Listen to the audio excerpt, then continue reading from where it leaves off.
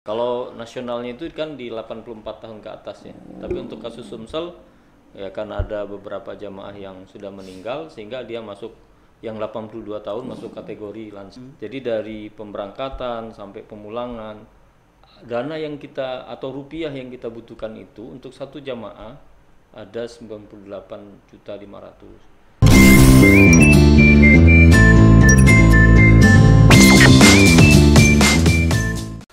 Assalamualaikum warahmatullahi wabarakatuh. Masih bersama saya Tresno Rusli dalam programnya Podcast Cukup Pedas. Podcastnya Palpers Official yang bisa kalian saksikan di YouTube channel. Dan momen Ramadan kali ini kita kedatangan seorang tamu agung, tokoh masyarakat, pejabat publik yang kini membawahi kantor wilayah Kementerian Agama Sumatera Selatan. Kita sambut Bapak Dr. Syafitri Irwan. Assalamualaikum warahmatullahi wabarakatuh, Bapak. Waalaikumsalam warahmatullahi wabarakatuh. Tetap sehat ya, Pak, di Alhamdulillah. bulan Ramadan ini. Siap. Ya, karena seperti yang pemirsa tahu bahwa setiap bulan Ramadan, ketika kita memasuki bulan Ramadan itu tidak jauh lagi dengan momen besar, event besar, yaitu ibadah haji. Nah, salah satu momen besar inilah yang kemudian dihadapi oleh Kementerian Agama termasuk di Sumatera Selatan agar sukses dalam penyelenggaranya, baik keberangkatan di tanah Mekah hingga pemulangan. Nah, hari ini kita akan mengusik itu dulu, bagaimana persiapan dari kantor wilayah Kemenak Sumsel dalam menghadapi momen haji ini. Oke, baik, Bapak Syafitri. Ya. Seperti yang kita ketahui bahwa pada Mei ini kan kita mulai nih, Pak, mulai melakukan pemberangkatan awal di untuk berangkat ke tanah suci Mekah. Nah, mungkin persiapan yang sudah Kemenak lakukan seperti apa ini, Pak? Baik, terima kasih. Untuk kantor wilayah Kementerian Agama Provinsi Sumatera Selatan menghadapi tahun haji 2023 ini sudah melakukan langkah-langkah persiapan. Pertama kali yang kita lakukan ya dalam waktu kebelakang itu rekrutmen petugas untuk mendampingi jamaah haji. Itu sudah kita laksanakan. Dan itu penting mengingat kita di tahun ini kuota kita itu ada sekitar 7.012 jamaah. Nah, itu terdiri dari 6.589 jamaah reguler dan ada petugas PHD itu 48 orang jamaah, pembimbing KBIHU itu ada 24 orang, dan prioritas lansia kita ini cukup tinggi, ada 351 orang. Jadi totality 7.012 orang.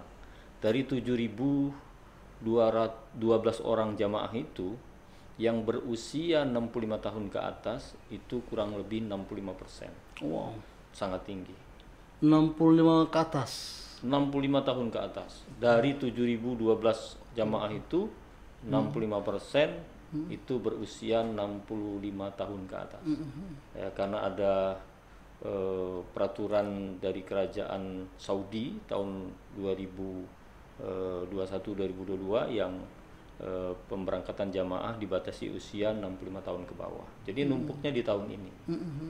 Seperti itu. Nah, dengan bimbingan jamaah haji lansia 65 tahun ke atas kan butuh bimbingan yang cukup ekstra juga nih, Pak. Ya. Bagaimana petugas pembimbing haji itu harus mengetahui kesehatannya dan segala macam kan, pengetahuan terkait dengan haji juga. Nah, mungkin ada prioritas khusus nggak nih, Pak, terkait dengan bimbingan itu?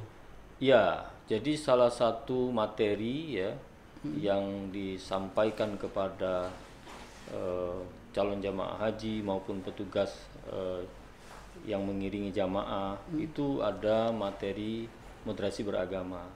Nah, moderasi beragama ini diharapkan jamaah itu bisa bersikap moderat, moderat dalam artian bisa berdamai ya dengan dirinya, dengan lingkungannya, dengan kemungkinan kalau terjadi problem itu juga bisa berdamai, artinya bisa menyesuaikan dan beradaptasi dengan situasi yang terjadi di lingkungan mereka. 7.200 jamaah yang akan berangkat ke tanah suci. 7.012 kota kita. Sumsel, ya. Dan ini lebih banyak ya Pak dari tahun kemarin? Enggak, sama saja. Oh sama. Sama. Dan kita berharap memang harapannya sih ada tambahan kuota untuk Indonesia ya. Dengan bertambahnya kuota Indonesia atau kuota nasional, ya berharap juga kuota untuk Sumatera Selatan juga turut bertambah. Harapan kita begitu. 7.000, tapi ini sudah normal. Oke, 7.012 orang itu 65% itu jamaah lansia. Enggak, yang lansia cuma 351 orang. Yang masuk kategori lansia tahun ini ya. Oke. Nah, 351 orang jamaah. Yang saya katakan 65% 65% tadi tadi itu adalah jamaah yang berusia 65 tahun ke atas. Lansia bukan itu Pak? Belum, lansia itu untuk tahun ini Sumsel ya, Iya. kasus Sumsel itu 82 tahun sampai 102 tahun.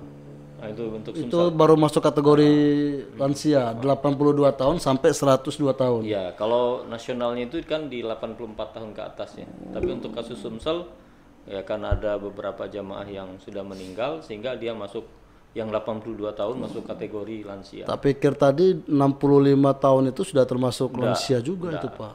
Enggak begitu, Mas. 82 tahun itu masih kuat. Faktanya begitu.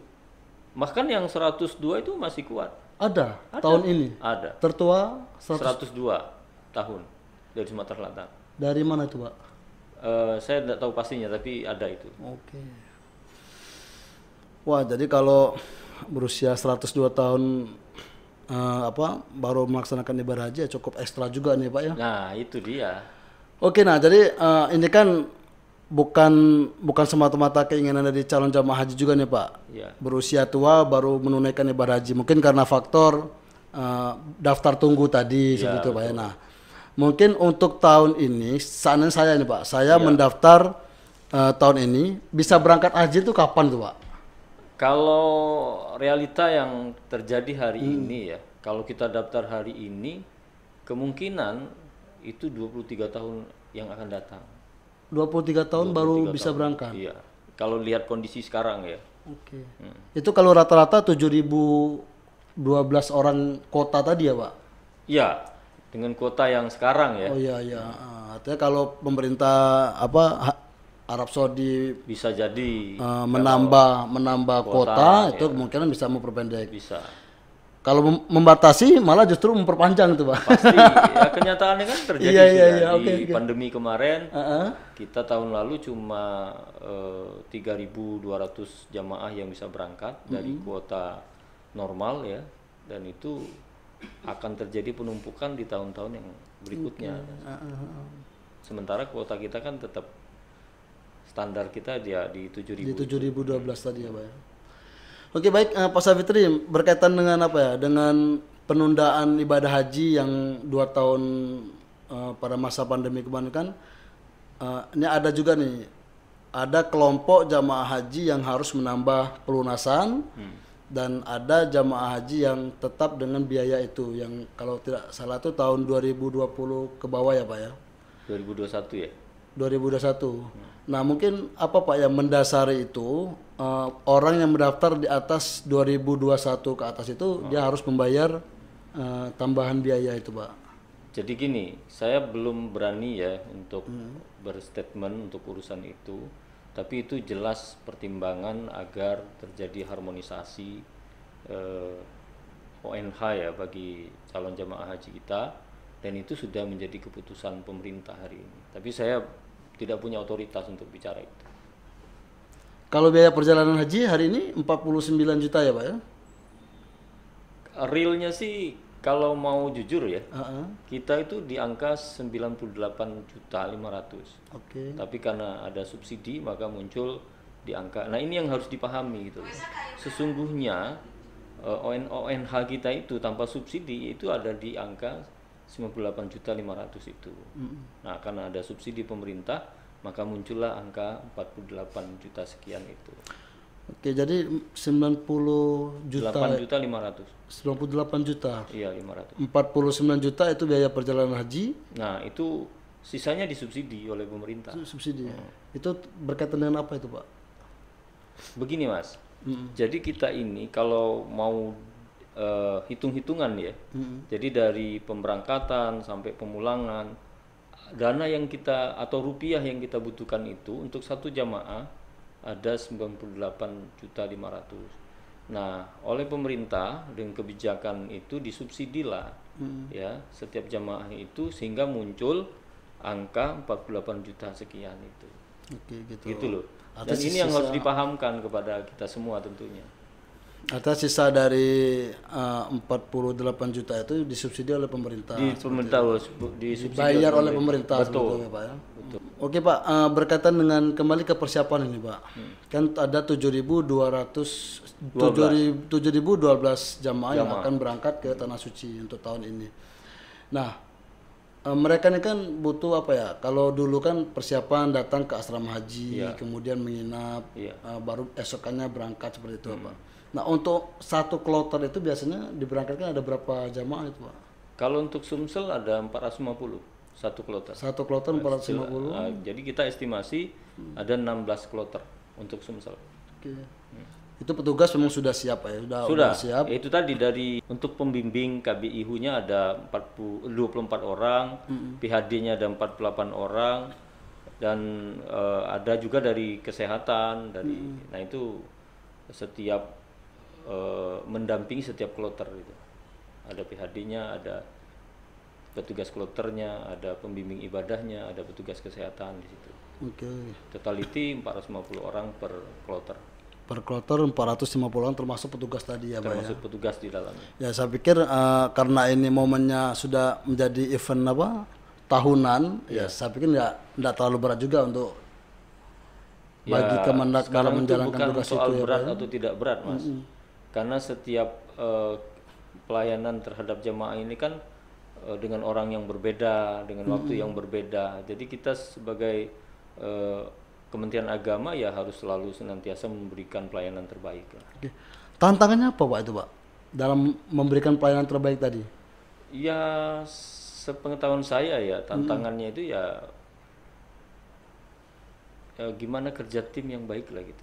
Agar tim bisa bekerja dengan baik, bisa memahami karakteristik jamaah dan seyogianya ya tetap ada apa ya, ada kepatuhan terhadap regulasi dan segala macam. Gitu. Oke baik pemirsa Cukup Pedas, tadi sedikit penjelasan dari Bapak Kanwil Kemendak Sumatera Selatan, dan mungkin apa nih Pak pesan-pesan kepada calon jamaah haji agar melaksanakan rangkaian ibadah haji ini secara baik dan benar. Ya.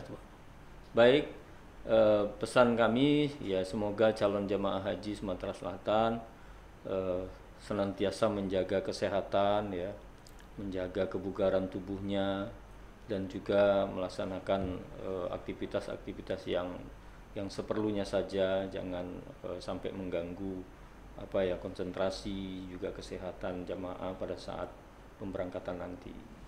Saya kira itu. Oke. Dan mungkin tadi juga Bapak Dr. Safitri sempat menyinggung terkait dengan pembekalan pendamping haji itu dibekali dengan moderasi beragama seperti itu Pak ya. Nah, untuk topik moderasi beragama kita lanjut ke bagian selanjutnya. Wassalamualaikum warahmatullahi wabarakatuh. Waalaikumsalam warahmatullahi wabarakatuh.